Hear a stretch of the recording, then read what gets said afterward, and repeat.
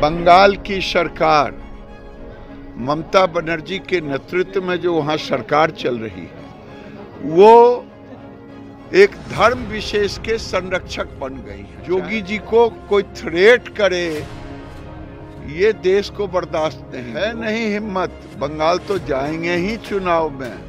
UP की राजनीति में ज्ञानवापी केस को लेकर सियासत काफी गरमाई हुई है, तो वहीं हिंदू मुस्लिम पक्षों के बीच जमकर बयानबाजी हो रही है।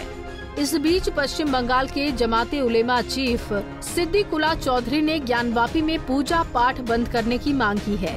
साथ ही मुख्यमंत्री योगी आदित्यनाथ पर निशाना साधते हुए कहा कि अगर यूपी के चीफ मिनिस्टर योगी आदित्यनाथ कोलकाता आए तो जबरदस्त घेराव करेंगे, कहीं बैठेंगे तो निकलने नहीं देंगे।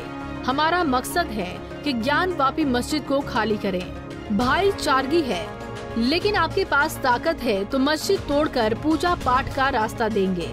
ये इंडियन डेमोक्रेसी के साथ खिलवाड़ है।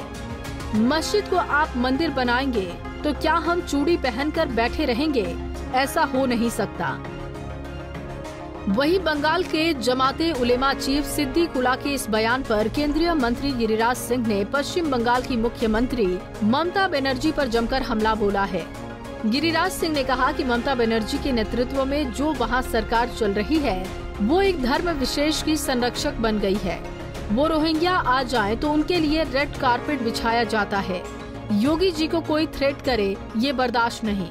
किसी की हिम्मत नहीं कि योगी आदित्यनाथ को बंगाल आने से रोक ले।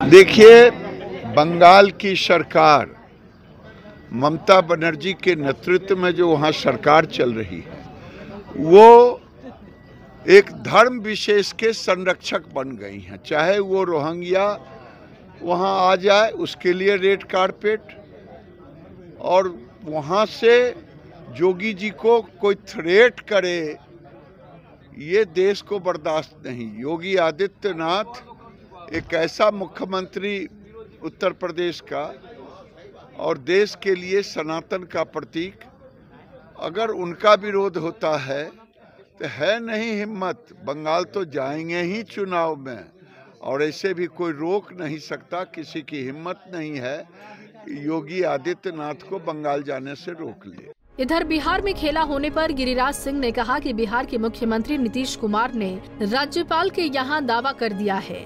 बीजेपी के विधायक कहीं जेल में नहीं हैं। पार्टी जिस समय जहां बुलाती है वहां जाते हैं। कांग्रेस ने देश को कंगाल बना दिया था। नरेंद्र मोदी अगली बार आएंगे और भारत की अर्थव्यवस्था दुनिया में तीसरे नंबर पर आएगी। दावा क्या, दावा तो हो चुका है राज्यपाल के यहाँ, और मुख्यमंत्री नीतीश कुमार ने अपने स्ट्रेंथ का पूरा दे दिया है कि हमारे पास इतने हैं, वो मुख्यमंत्री हैं। अब जिनको रात में नींद नहीं आता है, दिन में नींद नहीं आता है, वो दावा ठोक रहे हैं। कई ऐसे बीजेपी के विधायक बैठक है लेकिन अभी तक यहीं पे मौजूद हैं। बीजेपी के विधायक कोनो जेल में थोड़े बंद है। बीजेपी के विधायक अभी बेगूसराय में हैं, बेगूसराय से चले जाएंगे जब पार्टी जिस समय बुलाती है। देश कल देखा नहीं, सदन के अंदर में 2004 से 2014 के कार्यकाल में हर दिन संदेह के घेरे में वो सरकार फंसी रही, चाहे कोयला का हो, चाहे टेलीकॉम का हो, चाहे जमीन के नीचे, जमीन के ऊपर, आसमान, सब जगह भ्रष्टाचार के दलदल में सरकार फंसी रही। और वित्तीय स्थिति की हालात इतना खराब कर दी, ये तो धन्य नरेंद्र मोदी जो उस गड्ढे को बढ़ करके और आज पूरे दुनिया में भारत 5वें स्थान पे चला गया। ये नरेंद्र मोदी जी के मैनेजमेंट के कारण हुआ। नहीं तो वाजपेयी जी ने जब दिया था सत्ता, कांग्रेस को मिला था यूपीए, उस समय की आर्थिक स्थिति 14 में जब आए तो सारे कंगाल बना के चला गया कांग्रेस।